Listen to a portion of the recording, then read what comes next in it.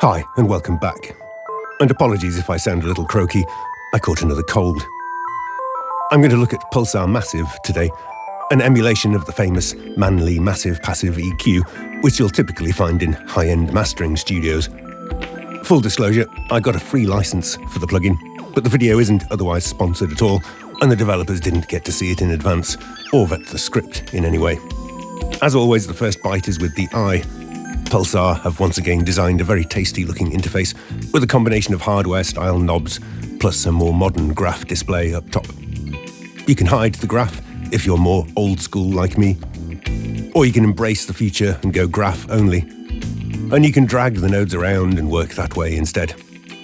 I think I'm probably going to be using this in knob-only mode most of the time, but I'll keep the interface expanded for this video for the extra visual interest and for the insight the graph can give us into what the EQ is actually doing. This is not a surgical EQ. This might, in fact, be the least surgical EQ in my plugin folder. This isn't a criticism, however, as that's really not what this EQ is designed for. You can absolutely use this on individual channels in your mix if you want to, but it will provide colour or change the tone. It can't notch out annoying resonances or boost up individual harmonics, when it's not intended to replace your stock EQ or your current go-to channel EQ. Let's have a listen to it first, then later on I'll kill the frog and dissect it in Plugin Doctor. And we'll start on the left with a low shelf boost.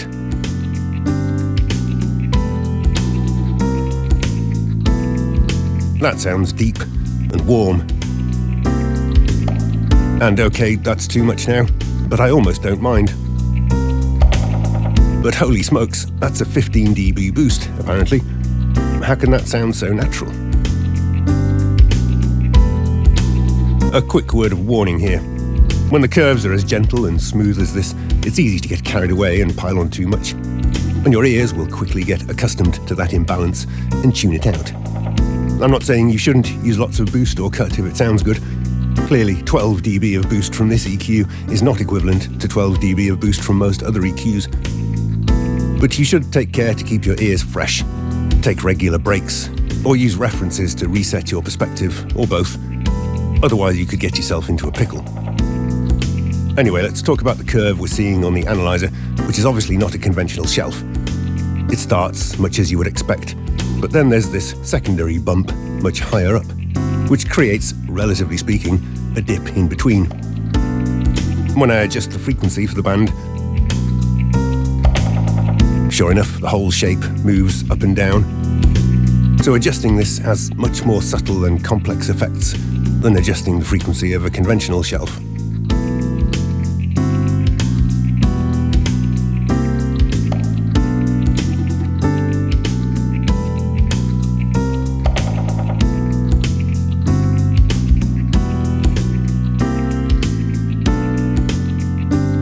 Let's try the bandwidth knob.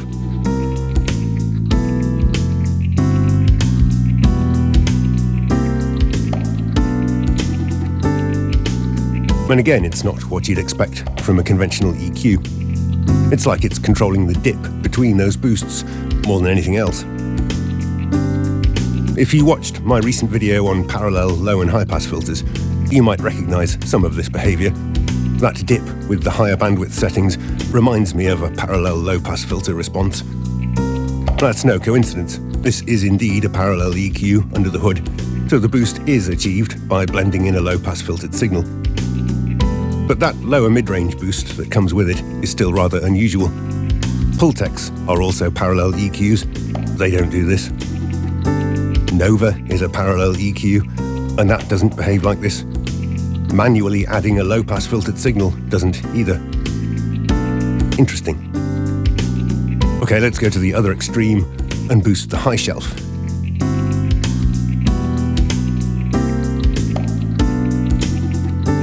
And I can get to plus 20 boost without my ears hurting.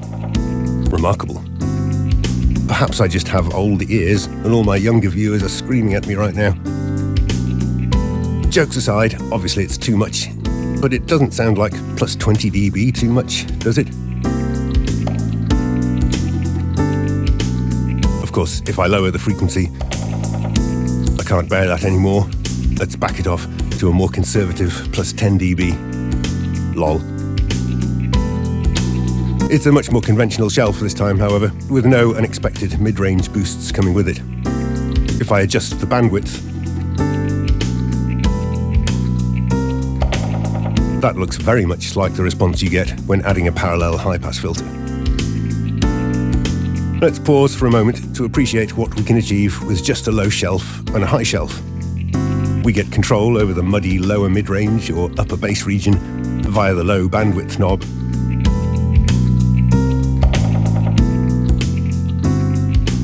And we can control the harshness or clarity of the upper mid-range by adjusting the high bandwidth.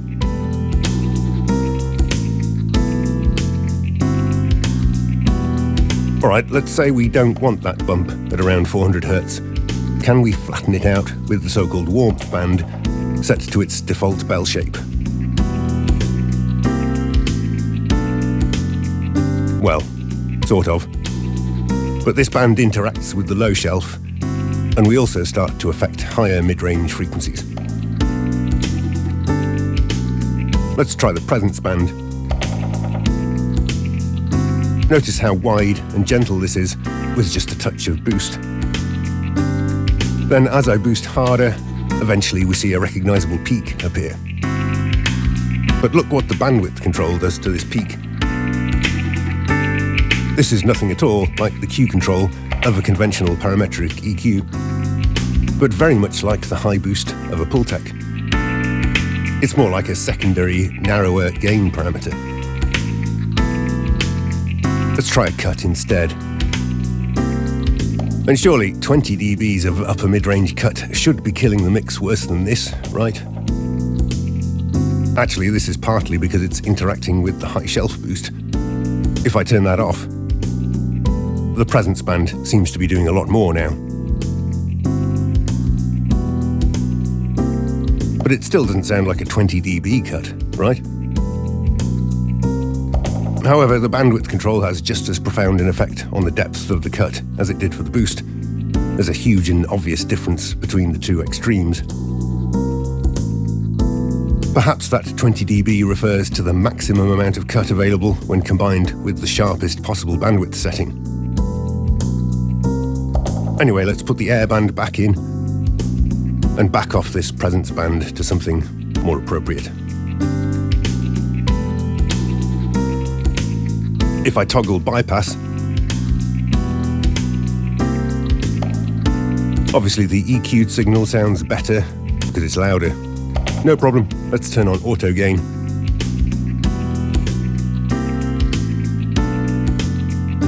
That's done a pretty good job of compensating automatically, but it still needs a slight tweak, in my opinion. No, that's better. Now we can judge it properly.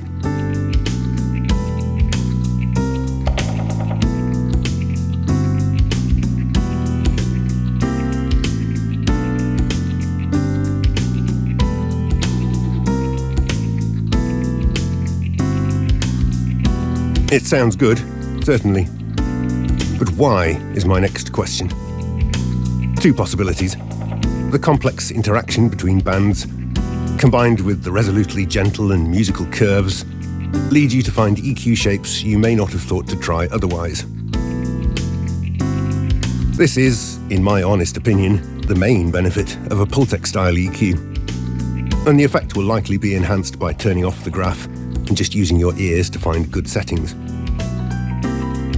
If that's all that's going on, however, then in theory, it should be possible to get exactly the same sound from an EQ such as Pro Q3. You just have to stick to very broad and gentle curves and maybe combine your shelves with extra wide peaking bands. Or on the other hand, maybe there's some deeper magic going on, and despite the graph display, this EQ is not equivalent to the same curves matched in the FabFilter EQ. The plugin's marketing would certainly have us believe so. The whole equalization circuit of the original hardware is passive and therefore has several inductors. These inductors are responsible for a creamy, non-linear and organic sound due to the magnetic saturation they introduce. The input, output, and internal gain stages are entirely tube and transformer operated, providing another step of warm and organic coloration. All coupled together, these are responsible for the subtle, dynamic, and program-dependent low-end compression, beloved by generations of sound engineers. Well, that all sounds very nice. I'll have a double helping. Is it actually true, though? Or is this just marketing hyperbole? It seems to me we've enough hanging questions to turn to the doctor for some answers. But before we abandon the listening tests, we need to try the drive knob, which allows you to push the saturation harder or back it off if it's too much.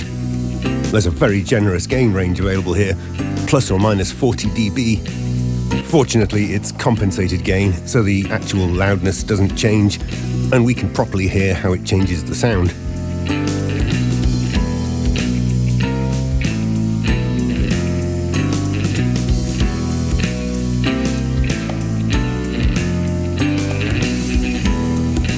I would characterize the change as subtle, up until you reach a certain level, beyond which it gets really crunchy pretty quickly.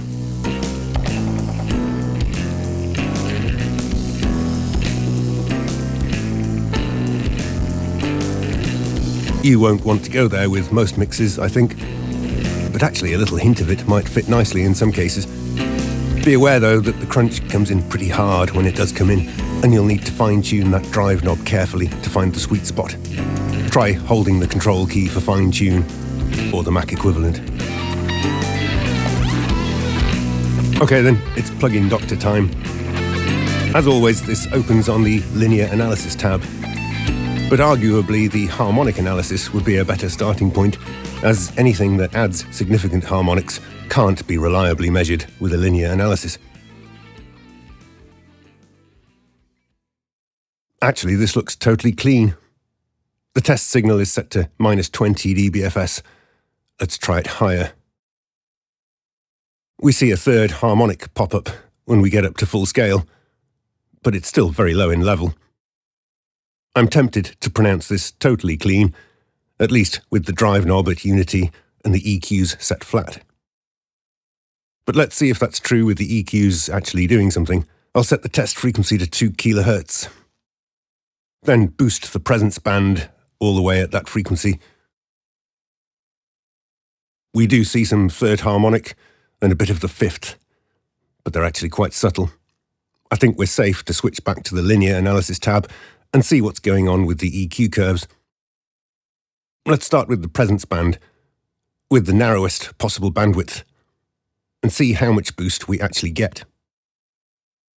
Well, yes, that checks out. Slightly more than 20 dB boost at maximum, in fact, by the look of it. But of course that's with the narrowest bandwidth setting. If I go to the other extreme, that boost now measures barely over 6 dB. And with the default bandwidth setting, 20 dB of boost actually translates to around 15 dB. And that does help to answer one question. If it doesn't sound like 20 dB of boost or cut, well, in most cases, that's because it isn't 20 dB of boost or cut. Use your ears with this EQ, basically, and don't worry too much about the numbers. Okay, now let's switch to the Hammerstein tab and see what all that tube, transformer, and inductor goodness looks like in harmonic terms. And with everything set flat and the drive set to unity, this looks totally clean once again. No evidence of any tube or transformer goodness so far. This looks just as clean as an instance of Pro Q3. This might be a good time to point out the transformer option in the center section. We're on the default transformer type 1. Let's try type 2. And look at all that funky transformer goodness we're suddenly getting below 100 Hz. Of course, it won't always be goodness. That will depend on the context. But when you switch transformer types, listen carefully to how it affects your kick and bass parts. If I turn the transformer switch to off, predictably the harmonics disappear again. But I'm intrigued by transformer type 1, which seems to be the cleanest transformer ever. I wonder, if I turn up the drive knob, will we see some evidence of it?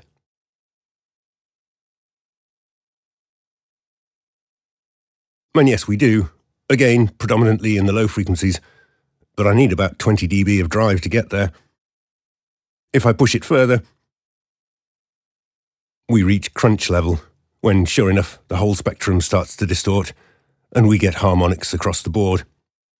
I guess this is the transformer core saturating, or the tubes crapping out, or both. Okay, let's set the drive back to unity and try some EQ.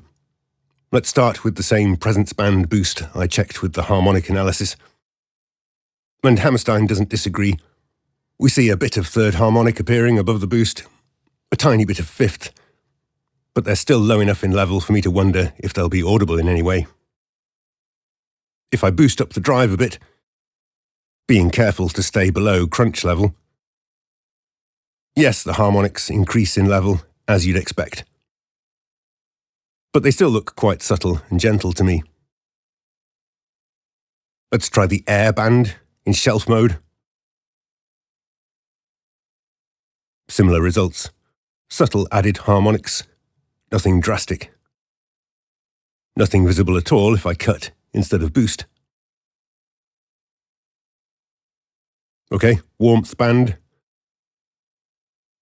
Looking very similar. Right, let's try the low shelf. Woof, look at all those lovely harmonics. There's not much doubt that these will affect the sound. And this time, we also get a ton of added harmonics from a cut as well.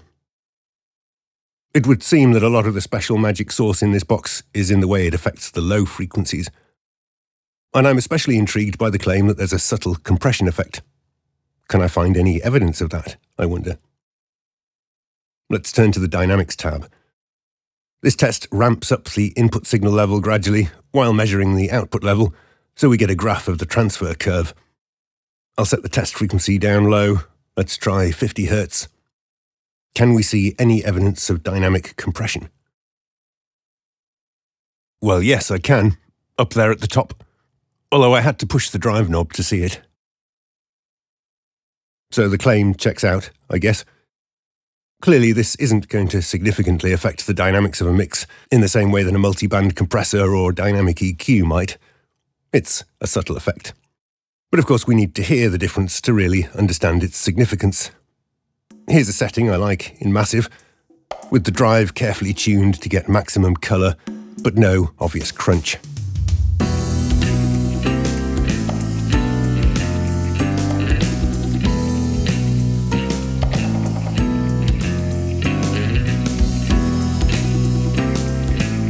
And for reference, I've matched the curves as closely as possible in Pro Q3.